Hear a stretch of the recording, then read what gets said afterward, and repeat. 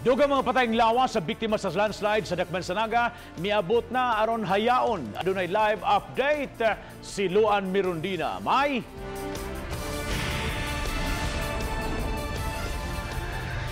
Yes, Bob, ania kita karon mahimutang sa tennis court dinhi sa Maynaga City proper nga mao kini karoy gihimong dapit diin gihaya ang mga patayng lawas sa mga nabiktima sa landslide. Bag-ukay lang gyud, Bob, nangabot ang mga unidentified nga mga patayng lawas, no, 24 niini mga body parts samtang upat ang tibuok pa gyud ang lawas. Kung atong makita sa video, Bob, no, ang kining mga patayng lawas, although ang uban ani body parts na lang, tagsa-tagsa gid ni siyang gipamutang og mga lungon. So medyo gagmay na ang iyang mga lungon, unya naa na ni mga markings, no, ilhanan kay wala man ni pay mga pangan. So naproseso na ni sila sa NBI og gipaabot na lang unya ang resulta sa DNA. Atong makita karon diri nga naapod si Naga City Mayor Christine Vanessa Chong, ang commander sa Incident Command Post si Baltazar Tribunalo, katong nasayran nga karong taod-taod once mapahimutang na kining tanang mga patayng lawas niini mga unidentified nga mga patayng lawas, mopahigayon unya og misa, unya bilarani, unya ugma sa hapon alauna ilubong kini ngadto sa Naalad Public Cemetery. So karong adlaw sad, Bob, dunay good news, no, tungod kay ang katong usa sa mga biktima nga sa landslide katong nahimbutang dito sa may sitio Tagaytay nga si Alfie Yapak, atong nasayran gikan sa mga rescuers nga natultulan na ang iyang nahimutangan. Kini si Alfie Yapak usa ni sa giingon nga murag lisod siya kuhaon kay ang iyahang nahimutangan nasulod atong murag nabuak nga bahin sa bukid. So wa patay update kung finally na retrieve na bagyod iyahang lawas kay naglisod man ang mga rescuers pagkuha, but at least natultulan na gyud siya. So now ang gidaghanon sa mga missing persons nahimo na lang unom. Kini naglakip nila ni Greg Francis, Francisco, Bethel Faith, James, Diana ug Hinaro. Ang ikapituon ta si Alfie unya atong nasayran nga natultulan naman siya karong adlaw. So far, Bob, mao na ang latest nga atong nahipos gikan dinhi sa Dakbayan Sanaga. Bob, I'm curious ining mga missing ba. Mura magud dunay fix nga gidaghanon, no? Pila to? 7. So far, based ni sa mga reklamo sa mga kabanay nga kini mga tawhana wa pa kita.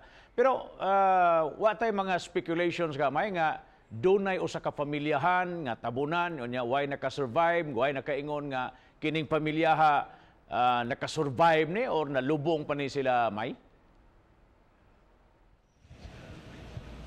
Until now, Bob, no, padayon pa man og panawat og information, no, ang kining kadagkuan sa Incident Command Post na may mga point persons nga in charge niini unya dili lang katong mga pamilya but even ang mga silingan tagsa-tagsa sang gipangutana kun kini bang dapita na abay mga pamilya usab niini nga posibleng natabunan. So kini karong mga missing, Bob, nahimo naman lang ni silang unom unya ang gihaya karon diri is 24 ka mga body parts. So gilauman, Bob, nga posibleng kining missing, posibleng nga naa niining mga body parts unya hayan kun mugawas na ang resulta sa DNA. So ang mga relatives niya at mga missing nga naaron diha unsa man mga alanganin pa sila nga mo claim o baka mo bilar kay dili sila sigurado nga ilaning mga kabanay kining gihaya aron diha, May?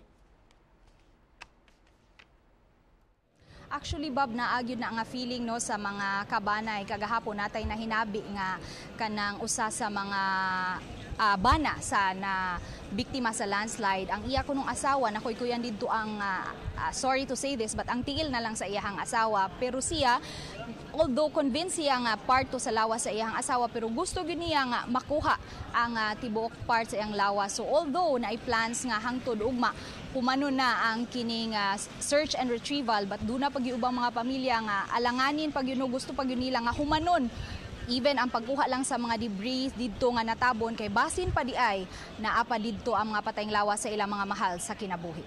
Okay, kaganiha sa aerial view ninyo nakita nimo kung sa kalapad o sa kalawak ang maong collapse area. And then sure na kaning mga rescuers na to nga na saturate na nila ang tanan, May, kay gisektor-sektor mga kato nila nga wa nay posibleng nabilin pa dito nga mga patayng lawas nga posibleng ma-retrieve pa usab nila.